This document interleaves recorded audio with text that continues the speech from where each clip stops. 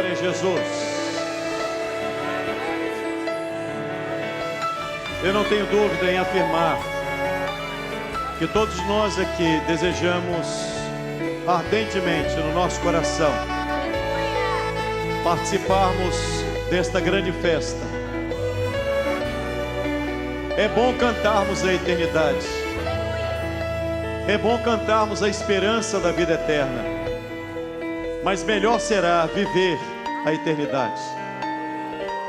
Melhor será viver aquilo que nos aguarda, aquilo que aguarda a igreja. Meus amados, não por acaso esse dia é um dia especial. A palavra de Deus diz que Jesus Cristo voltará, e aquele dia e hora ninguém sabe, nem os anjos, nem Jesus, somente o Pai. Mas quando o Pai der a ordem, Ele se levantará do seu trono, e a Bíblia diz que Ele virá com seus anjos nas nuvens. Será o dia mais glorioso para o fiel, mas também será o dia mais terrível para aqueles que não ouvirem o toque da trombeta. E é por isso que esta noite é um momento especial, porque é uma oportunidade que eu estou tendo e que você está tendo. O fato de ser pastor não garante a mim a eternidade, porque o céu não comporta títulos, o céu não comporta posição social, nem o céu comporta homens que têm simplesmente cultura bíblica. O céu é para os salvos. O céu é para aqueles que se arrependeram e foram perdoados por Deus. O céu é para aqueles que mudaram de vida. O céu é para aqueles que tiveram um encontro com Jesus e, após ter tido este encontro, tiveram as suas vidas transformadas. Essa noite é noite de libertação. A palavra de Deus diz: conhecereis a verdade, e a verdade vos libertará.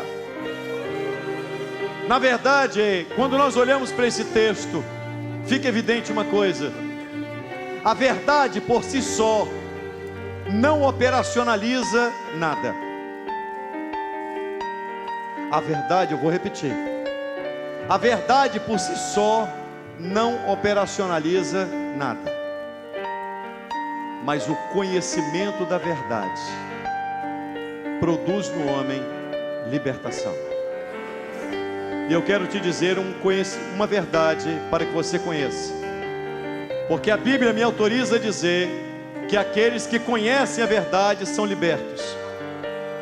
Há uma verdade: que Cristo morreu na cruz pelo seu pecado e pelo meu pecado. Ele tomou a culpa que não era dele. Ele se entregou por nós para remir a nossa alma, para resgatar a nossa alma, para nos fazer esperançosos por uma vida eterna. É por isso que eu estou dizendo que conhecereis a verdade, e a verdade vos libertará. Há uma verdade que hoje estará sendo pregada no culto desta noite, e eu não tenho dúvida em afirmar.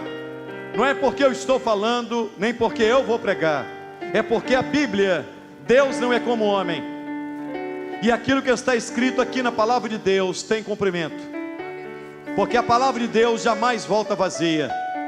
E se hoje você quiser conhecer esta verdade tem poder de arrancar você das garras do pecado, transformar a sua vida e fazer você viver em novidade de vida. Há um evangelho que está sendo pregado, há um cristianismo que está sendo propagado nos dias em que vivemos, que infelizmente está muito distante da verdade bíblica. Há um cristianismo nos nossos dias que distanciou-se da verdade bíblica. As pessoas hoje estão muito preocupadas em pregar para encher igrejas, e para encher igrejas se prega muito sobre prosperidade, se prega muito sobre um Deus que vai atender as necessidades do homem para esta vida simplesmente. Jesus não morreu na cruz simplesmente para melhorar a nossa vida aqui. Ele morreu na cruz, em morte substitutiva. Isto é, quem merecia morrer éramos nós. Porque a Bíblia diz que o salário do pecado é a morte, mas o dom gratuito de Deus é a vida eterna em Cristo. Quem merecia a morte éramos nós, pelo nosso pecado. Mas Ele, não tendo pecado, Ele se deu na cruz. Ele se entregou espontaneamente. E Ele foi à cruz com o único objetivo, não para melhorar a nossa vida, mas para transformar a nossa vida. Ele foi à cruz para libertar o pecador das amarras do pecado e para fazer com que o homem viva, após conhecê-lo, em novidade de vida. É impossível dizer, eu conheço a Jesus, e continuar tendo a vida que você tinha. É impossível. É impossível. Jesus é tão glorioso, Jesus é tão maravilhoso, que é impossível alguém dizer, eu conheço, sem ter tido uma transformação. Todos os homens que se encontraram com Ele nunca mais foram os mesmos. Nesta noite eu quero te apresentar Jesus de Nazaré. Nós não estaremos aqui pregando sobre rótulo denominacional. Nós estaremos falando daquele que é Cristo, daquele que é o Deus que tomou a forma de homem, foi à cruz do Calvário, resgata o homem pelo seu sangue. E agora esse Jesus que venceu a morte, Ele se revela ao homem para dizer, eu morri para te salvar e ressuscitei para te conduzir. Eu morri para resgatar você do pecado, mas eu ressuscitei para te tomar pela mão e te conduzir a passos verdejantes e a águas tranquilas. A Ele, irmãos, a glória. A esse Jesus, a honra, a força e o louvor, porque Ele é digno de adoração, Ele é digno de glória, Ele é digno de honra. A igreja fiel e os salvos o bendizem.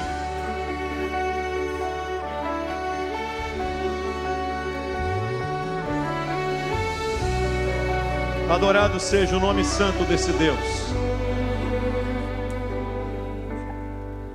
Andei tão cego, sem rumo certo, buscando a paz e descanso. Eu procurei por muitos meios justificar meus erros, mas ao clamar, meus olhos Ó Deus, abri, e ao olhar pra cruz eu entendo o amor derramado ali por mim, sacrifício de sangue por um pecador. Não sou merecedor, tua graça me alcançou. oh glória a Jesus. A graça dele nos alcança. A graça dele é capaz de salvar o mais vil pecador. E ao ver tua glória naquele dia, me alegrarei em gratidão. Tocarei as marcas, marcas de vitória, vencido é o pecado. Perante ti me prostrarei. A igreja, Ao olhar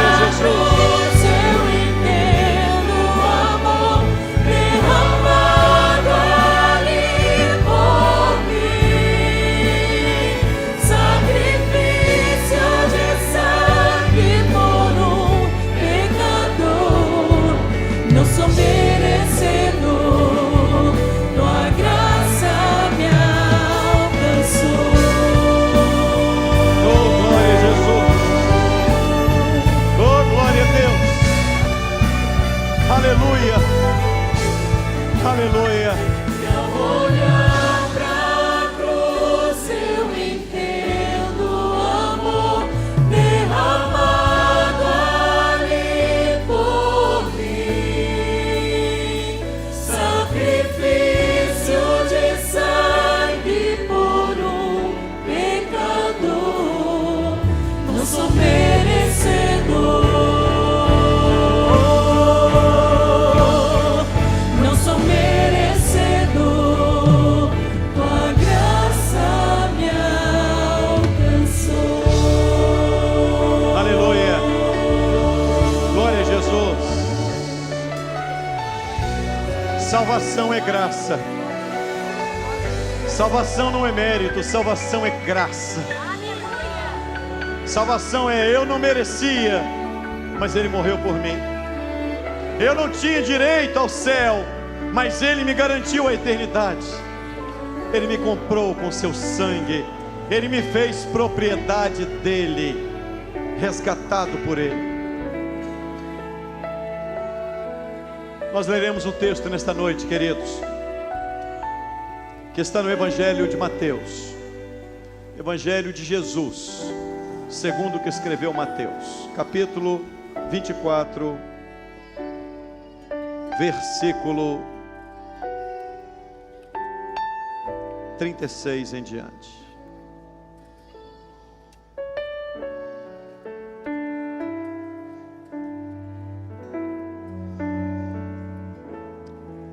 Diz assim a palavra do nosso Deus: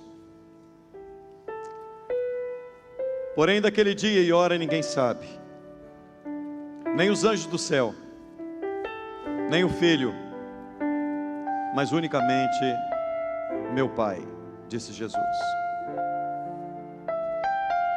E como foi nos dias de Noé, assim será também a vinda do Filho do Homem. Ele está falando do dia em que Ele virá. Porquanto assim como nos dias anteriores ao dilúvio, comiam, bebiam, casavam e davam-se em casamento, até o dia em que Noé entrou na arca. E não perceberam,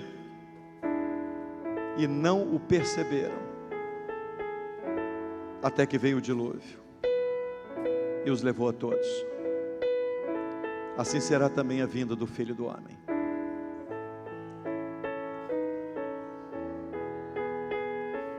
Me chama a atenção nesse texto um fato: e não o perceberam até que veio o dilúvio. Aquilo que aconteceu no passado vai acontecer hoje. Porque se tem uma coisa que Deus faz, é zelar e velar pela sua palavra. E Jesus disse que a vinda dele, que o arrebatamento da igreja seria semelhante. Jesus traça um paralelo entre o dia que a igreja será arrebatada com os dias em que antecederam o dilúvio com Noé. Jesus vai traçar esse paralelo. Na verdade, esta conversa foi uma conversa de Jesus com seus discípulos, porque quando Jesus estava saindo do templo, Jesus olhou para o templo e disse assim: esse templo será todo derribado, não vai sobrar pedra sobre pedra, eles vão destruir tudo. Aquilo mexeu com os discípulos, e eles saíram do templo e dirigiram-se em frente ao templo. Havia o monte chamado Monte das Oliveiras. Jesus sai com seus discípulos do templo, sobe o Monte das Oliveiras, e aí aquilo que Jesus havia falado lá no templo estava dentro do coração deles, mexeu com todos eles. E aí eles quiseram saber: mas Senhor, que sinal haverá da tua vinda? Que sinal haverá do fim do mundo? E quando serão essas coisas? Quando acontecerão essas coisas? Aí Jesus começou a relacionar as coisas que sucederiam antes do arrebatamento. Jesus começou a relacionar as coisas que sucederiam antes do arrebatamento. Ele disse assim: haverá guerra e rumor de guerra, haverá pestes, fomes, tempestades, haverá terremotos em vários lugares, Haverá nação contra nação e reino contra reino. Alguns se levantarão como profetas, mas são profetas de mentira. Isto é, profeta, a palavra profer e teos quer dizer falar da parte de Deus. Infelizmente, estes sinais estão relacionados aos nossos dias. Nós somos a geração que antecede, que está vivendo um grande momento que antecederá o arrebatamento, que antecede o arrebatamento. Mas o que me chama a atenção é que Jesus vai relacionar uma série de circunstâncias que aconteceram no passado, que deveriam acontecer nos nossos dias. E aquilo que aconteceu nos dias de Noé está acontecendo hoje. Olha bem o texto em que lemos, irmãos. Jesus está dizendo assim: como foi nos dias de Noé, assim será a vinda do Filho do Homem. Como vai ser a vinda de Jesus? Como vai ser? Ele diz assim: antes do dilúvio, a sociedade estava, comiam, bebiam, casavam e davam-se em casamento. Sabe o que me impressiona nesse texto? É que Jesus relaciona casar e dar-se ao casamento a comer e beber. Uma coisa que você faz agora, faz hoje, faz amanhã, faz depois. Jesus na verdade estava querendo dizer uma coisa: o casamento perderá o valor. Essa estrutura chamada família vai perder o valor. E é por isso que Jesus falou que haveria, um dos sinais também seria desagregação familiar. Pai contra filho, filho contra pai. O casamento perdeu o valor, a família perdeu o valor. Jesus está motivo, o amor iria se esfriar. Ele disse: porque haverá multiplicação da iniquidade. A iniquidade se multiplicará e o amor de muitos se esfriará. Nunca se viu uma geração tão iníqua, tão voltada para o pecado, tão carnal, tão distante de Deus como a nossa. Na verdade, nós somos um país chamado país cristão, por assim dizer. Entretanto, nunca se viu tanta promiscuidade, tanta libertinagem. As pessoas lutam não por liberdade, não, lutam por libertinagem, por uma vida dissoluta, por uma vida sem compromisso com a palavra de Deus, sem compromisso com a família, sem compromisso com a essência daquilo para o qual Deus criou o homem. E é por isso que nós vivemos em uma sociedade que está caminhando de mal a pior, irmãos. As pessoas estão angustiadas. Os consultórios psiquiátricos e de psicólogos estão abarrotados. E eu quero abrir um parênteses para dizer: não há nenhum mal em você fazer um tratamento, porque qualquer um pode passar por isso. O que eu estou falando é de consequências do pecado nos nossos dias. O homem é um ser infeliz. E há pessoas que estão aqui nessa condição. Para muitos a vida perdeu o sentido. Para muitos a vida perdeu o valor. Casar é como comer um prato de comida. Você não gostou? Troca amanhã. Troca, desfaz, muda tudo. O amor se esfriou. E é por isso que você vê filhos que são órfãos de pais vivos, meninos que estão embrenhados nas drogas, e os pais estão tão preocupados em ganhar a vida, em obter sucesso, que largam as suas famílias, que abrem mão daquilo que de mais precioso tem: a sua casa, o seu lar, a sua família. Abaixo de Deus é o que de mais precioso você tem na vida. Você quer viver a verdadeira felicidade? Valorize o que Deus te deu. Valorize, não trate as coisas com leviandade. Não trate a família de forma leviana, de forma como se não tivesse valor. Comiam, bebiam, casavam-se, davam-se em casamento. Se muda de casa hoje como se muda de roupa. E as feridas vão ficando abertas. A cada vez que nós assistimos os jornais, os veículos de comunicação noticiam dia após dia o crescimento da violência. Feminicídio, matricídio, patricídio, dia após dia. Eu pergunto, será que você não está entendendo? Será que você ainda não foi despertado para um momento em que Jesus está às portas? Será que você não está conseguindo entender que apesar do mundo caminhar de mal a pior, o Espírito Santo está presente, Ele foi derramado sobre a igreja, e esse Jesus que morreu na cruz, Ele venceu a morte, e Ele te ama, irmão, Ele te ama, Ele nos ama sabendo quem nós somos, Ele nos ama sabendo da nossa estrutura, que muitas vezes é voltada para as coisas desta vida, e que nos distanciam de Deus, mas ainda assim, Deus nos ama, e Ele faz de tudo para resgatar o homem. Ele faz de tudo para te colocar na arca, como Ele fez com Noé. Na verdade, Deus disse assim a Noé: Noé, o fim de toda a carne é vindo perante a minha face, mas contigo, Noé, eu estabelecerei um pacto. Há um juízo de Deus. Como houve nos dias de Noé um juízo, há um juízo de Deus para os nossos dias. Se alguém acha que as coisas não estão boas, eu quero informar, e não estou dizendo isso para amedrontar ninguém, porque o céu não recebe gente que se entregou a Deus por medo. Deus não precisa de colocar medo em ninguém para salvar. O que salva não é o medo, o que salva é o amor de Jesus por você.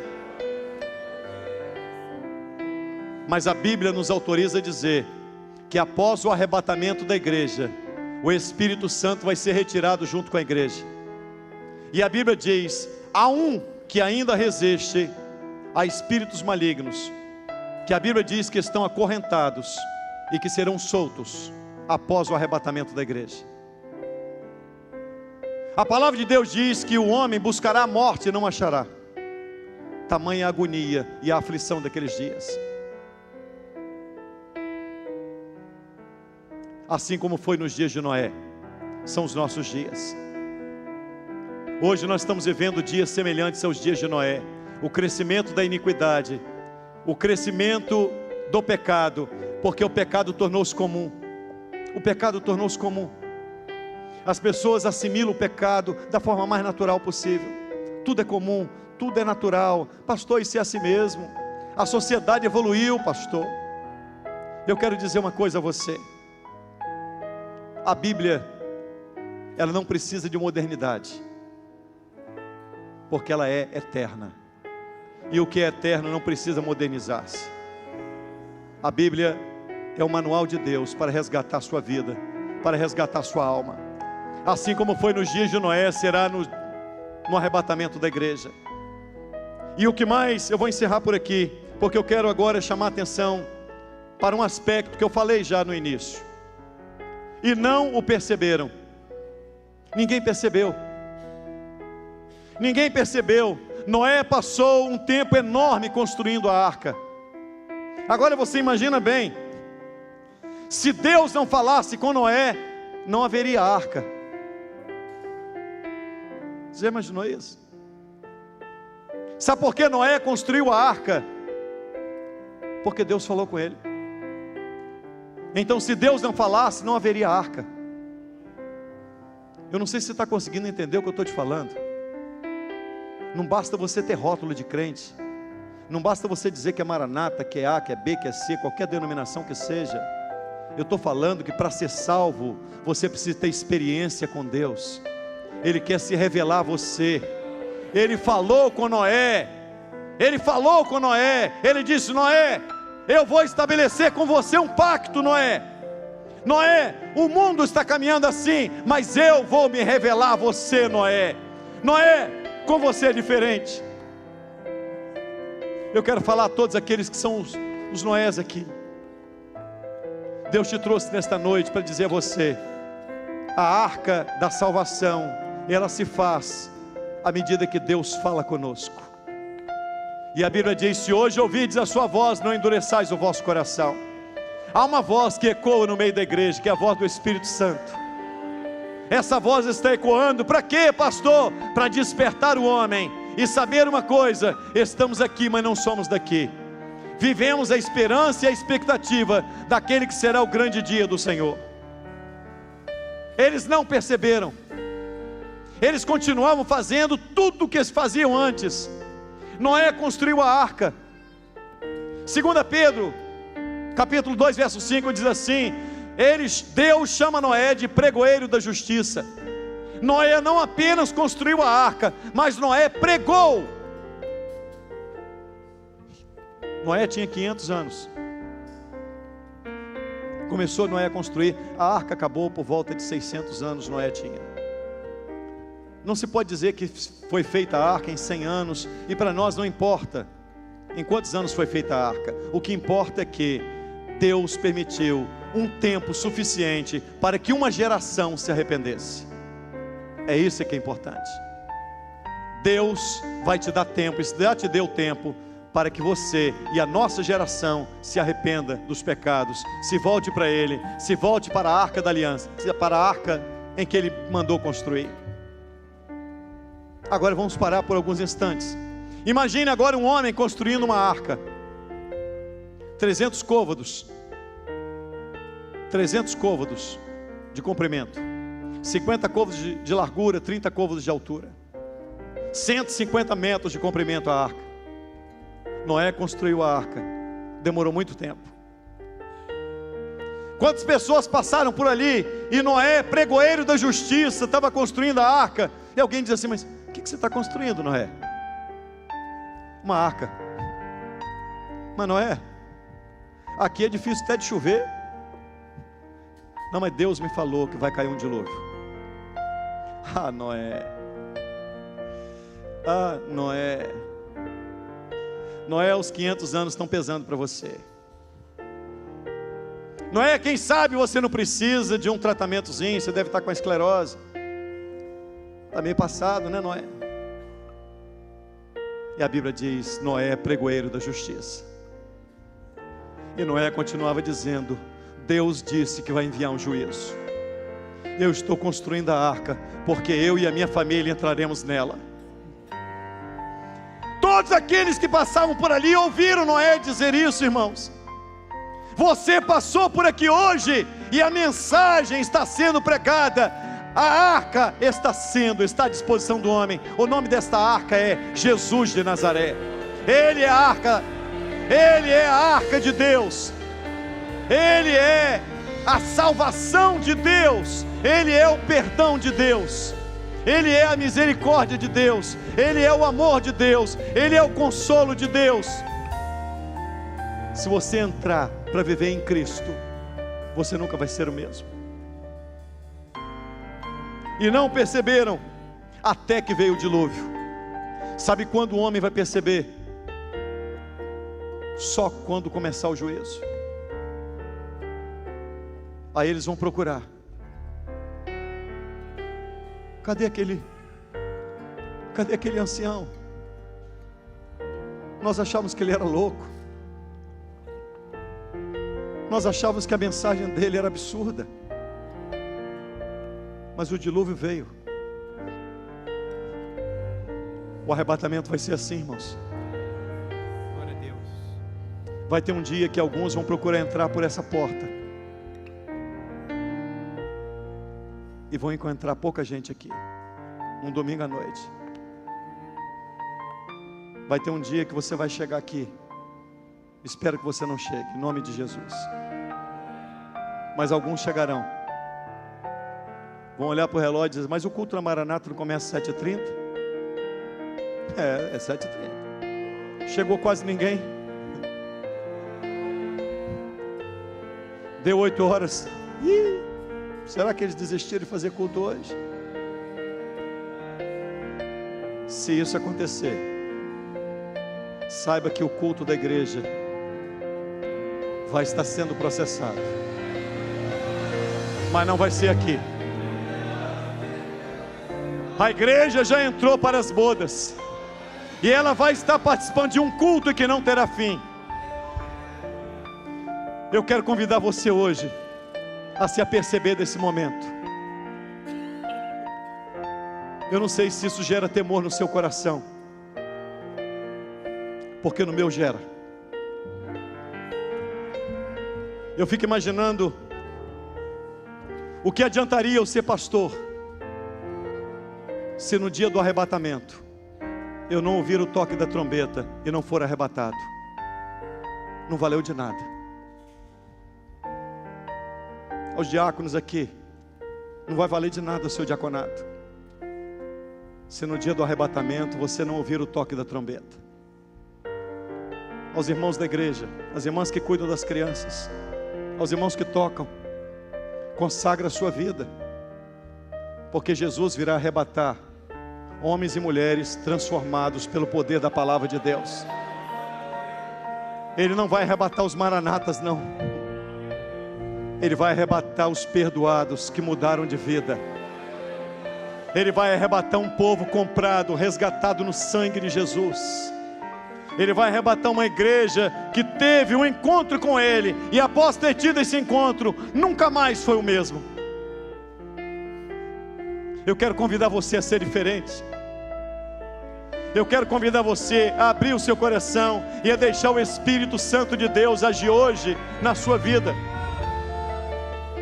Meus irmãos, eu não tenho dúvida que nós somos a geração que está vivendo momentos que antecedem esse dia. E não o perceberam até que veio o dilúvio e os levou a todos. Assim será também a vinda do Filho do Homem. As pessoas não vão perceber, mas Ele vem. Ele vem.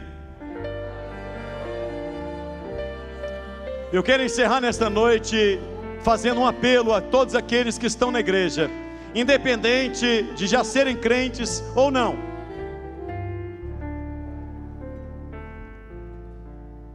A pergunta que eu quero fazer é: se a trombeta der sonido agora, você está preparado? Tudo legal. Responda para você mesmo.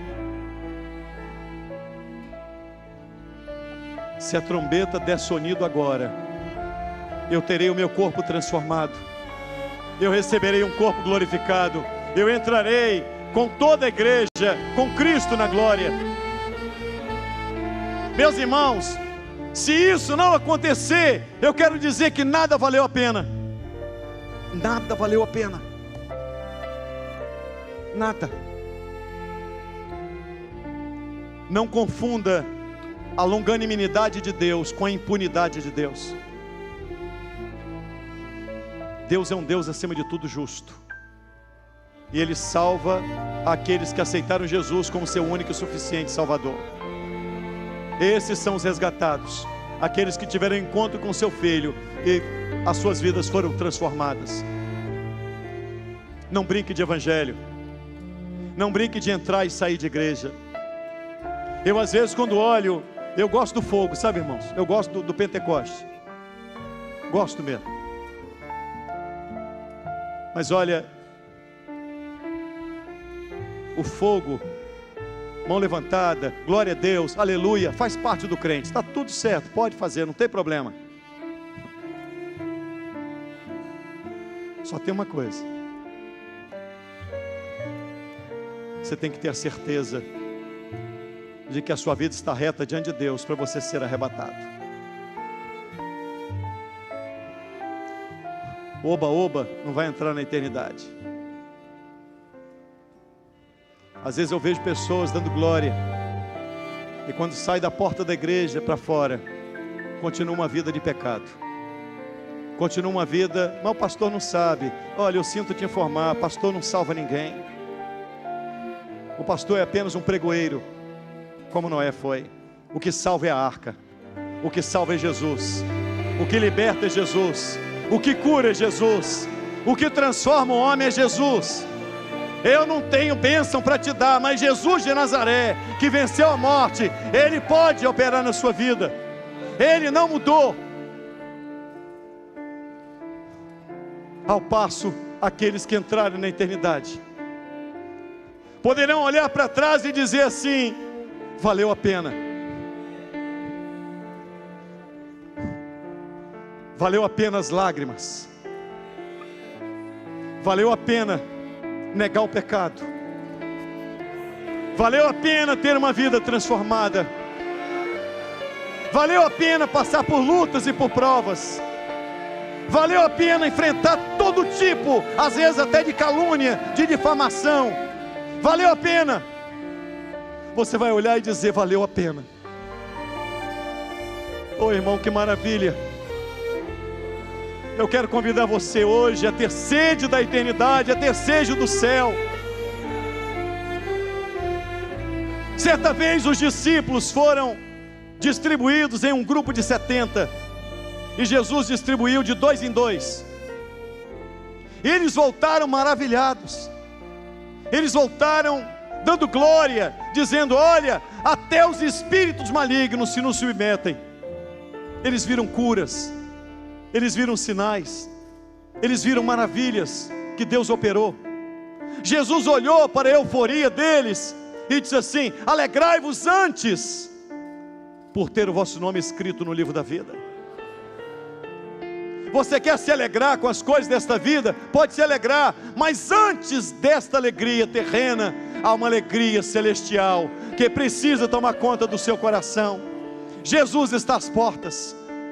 Eu gostaria nesta noite de fazer um apelo, encerrando dizendo: quem quer entrar na arca da salvação? Quem quer entrar na arca? Seja você crente ou não.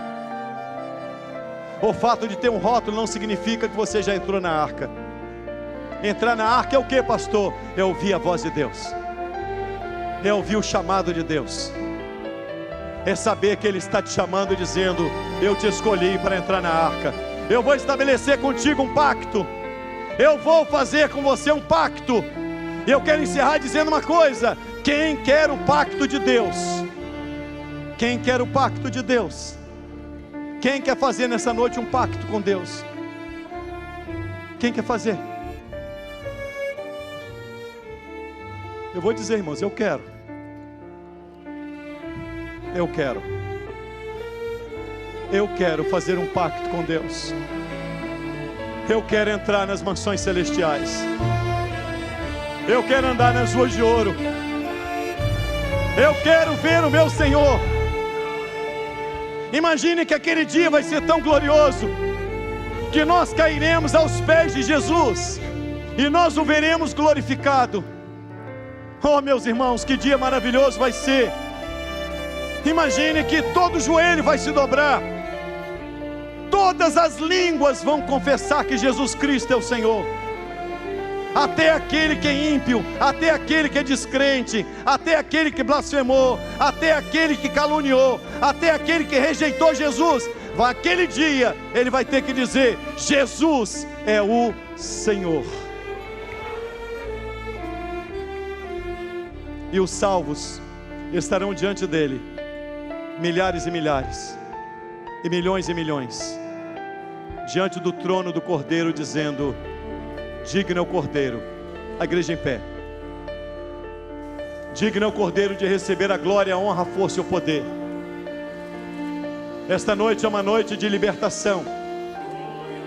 Esta noite é uma noite de libertação. Nós não encerraremos esta noite, irmãos, sem que vidas aqui tenham seu nome escrito no livro da vida. Alegrai-vos antes por ter o vosso nome escrito no livro da vida. Feche seus olhos e abra o seu coração.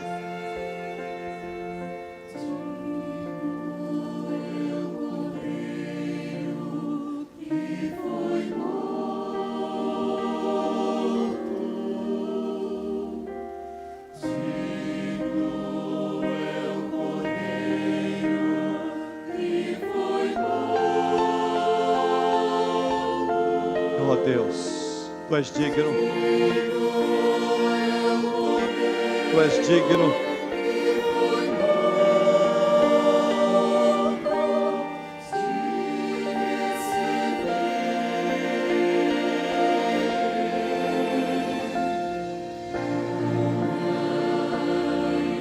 Oh, glória a Deus.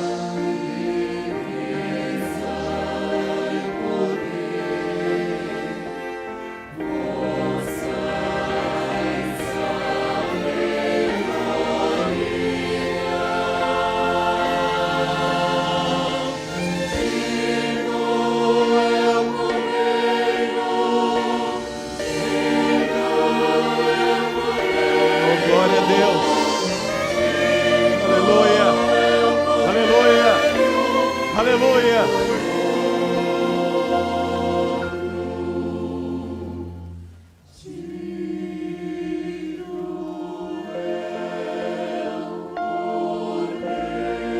Eu quero convidar todos que estão na igreja a abrir os seus lábios e a confessar o nome de Jesus.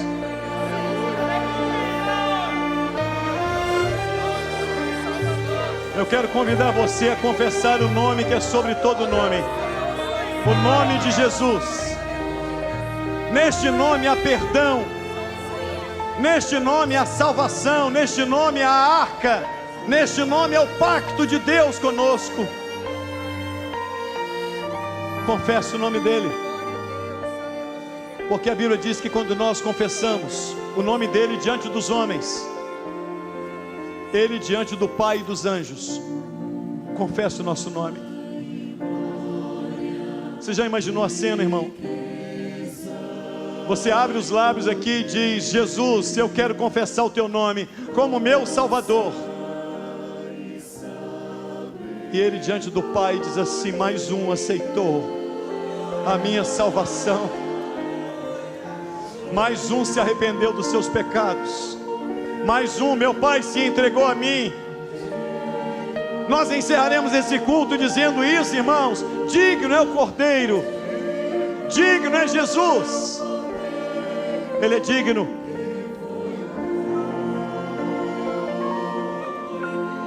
Ele é digno.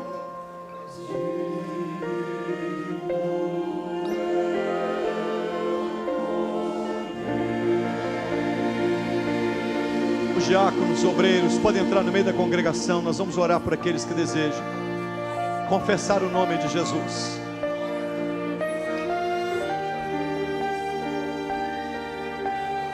Eu quero dizer a vocês que o dia mais importante da minha vida foi o dia que eu confessei o nome de Jesus.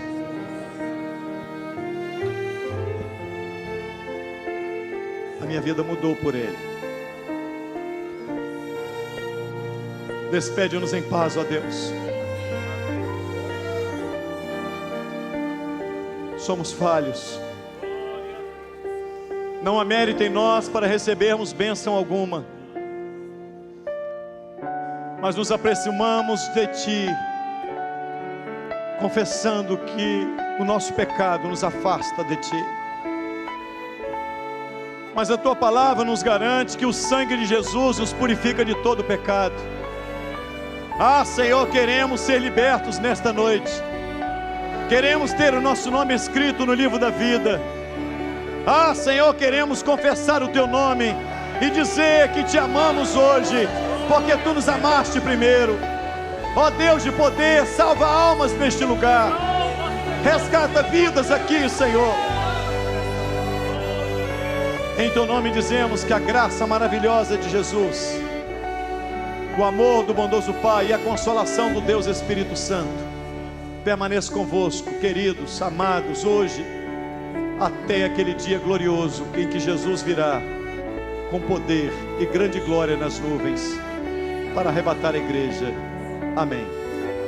Assentado, irmão.